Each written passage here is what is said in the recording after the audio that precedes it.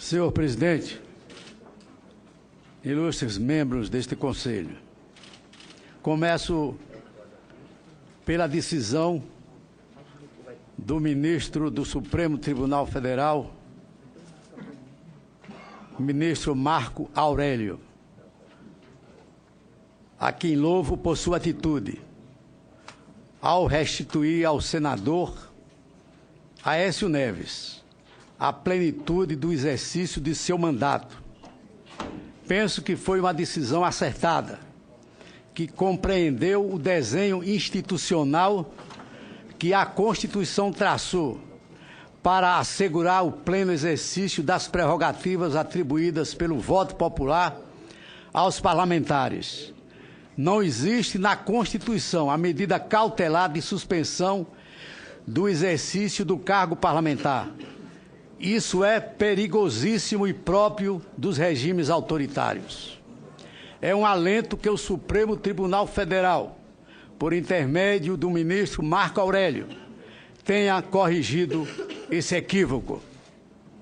O ministro Marco Aurélio foi muito feliz em assentar o seguinte, abro aspas, as medidas acauteladoras próprias ao processo crime envolvendo o parlamentar hão de ser raras e harmônicas com o sistema constitucional. A liminar de afastamento é, em regra, incabível, sobretudo se considerado o fato de o desempenho parlamentar estar vinculado a mandato que se exaure no tempo. Em síntese, o afastamento do exercício do mandato implica esvaziamento irreparável e irreversível da representação democrática. Partindo desse pressuposto, o ministro verificou que, no caso, não estão presentes os elementos que a Constituição exige para a imposição de restrições ao exercício do mandato.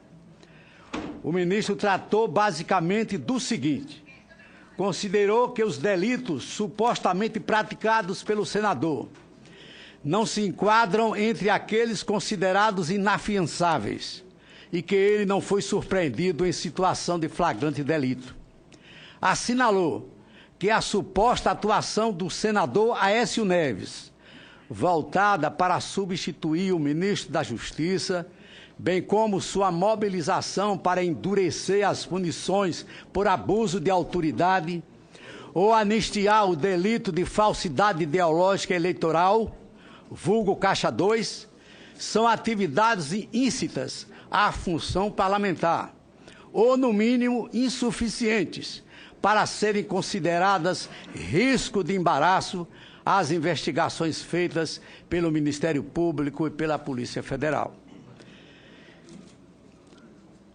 Para encerrar a participação do ministro nestas minhas considerações, extraio dessa mesma decisão um trecho que considero exemplar por valorizar não somente esta casa, como de forma especial e particular os trabalhos do Conselho de Ética. Ele diz, abro aspas, em síntese, o afastamento liminar, sem a existência sequer de processo crime contra o parlamentar do exercício do mandato é incabível, valendo notar que no âmbito da Casa Legislativa, do Senado, há de ser resolvida a questão, considerando até mesmo possível processo administrativo político por quebra de decoro, se é que houve.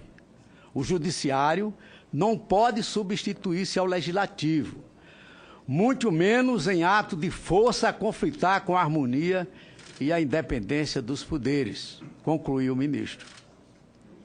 Portanto, o ministro Marco Aurélio disse que cabe ao Senado resolver a questão no âmbito próprio do processo administrativo disciplinar.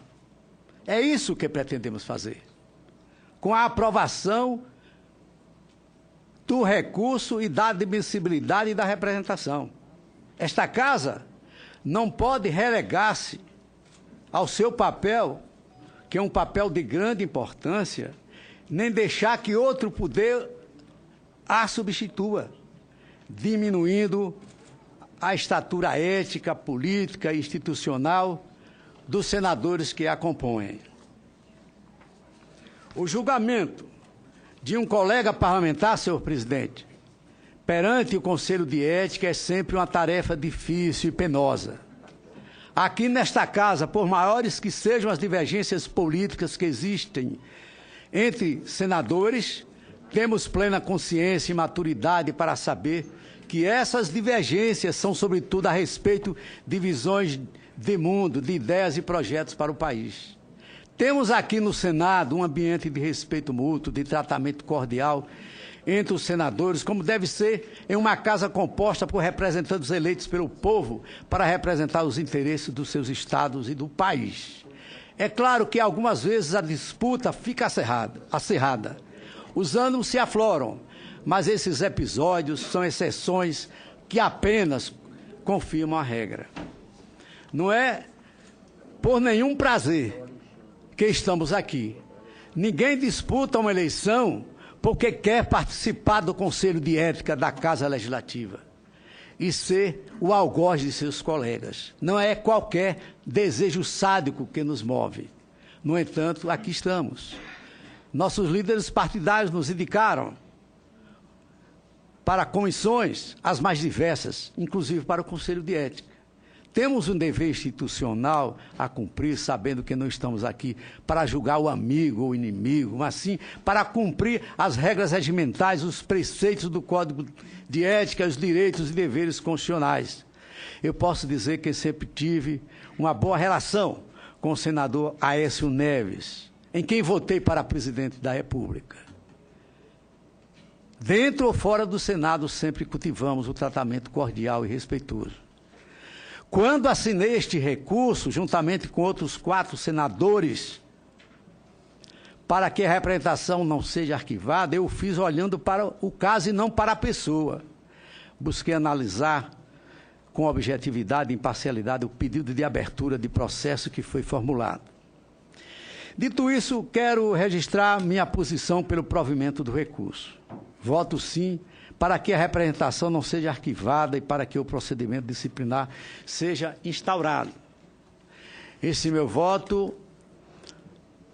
meu voto, por entender que, de acordo com a resolução número 20, nesta fase só poderia haver o arquivamento da representação na hipótese do parágrafo 1º do artigo 14. O que é que diz? Item 1, se faltar legitimidade ao seu autor, não é o caso. Se a representação não identificar o senador, se, ressalvados os casos previstos no inciso 1º do artigo 3º, os fatos relatados forem referentes a período anterior ao mandato, essa hipótese também não se inclui. Ora, o juízo sobre a manifesta improcedência dos fatos não decorre senão de um exame superficial daquilo que foi alegado na representação e das provas apresentadas. É uma análise que busca a existência de um lastro probatório mínimo que justifica a instauração do procedimento. Senhor presidente, não lerei toda a minha justificação, peço que inclua nos anais, mas eu termino o meu pronunciamento da seguinte forma.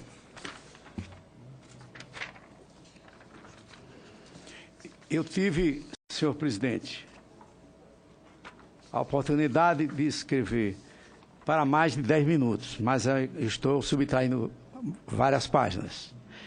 Em síntese, voto pelo provimento, como já disse, do recurso,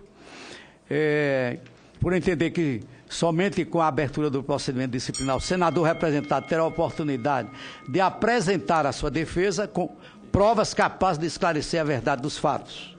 E eu só quero lamentar, senhor presidente, ter ouvido ameaças veladas e desabafo de que, caso esta representação fosse levada à frente, uma enxurrada de novas representações seria apresentada ao Conselho, atingindo dezenas de senadores membros desse Conselho ou não membros. Não é preciso dizer da minha indignação com essa tentativa de intimidação que atinge não apenas o Conselho de Ética, como ao conjunto dos senadores com assento nesta casa. Posso compreender, finalmente, senhor presidente, tais ameaças se elas forem transformadas em críticas, formuladas com base no princípio da igualdade, previsto no artigo 5º da Carta Magna, perante a qual todos são iguais perante a lei, sem distinção de pessoas, posições ou partidos políticos. Então, se alguém desabafa que o senador Aécio Neves está sendo alvo único desta representação, se houver outros senadores que mereçam a mesma representação, os reclamantes que o façam. Agradeço a Vossa Excelência. Eu que agradeço a Vossa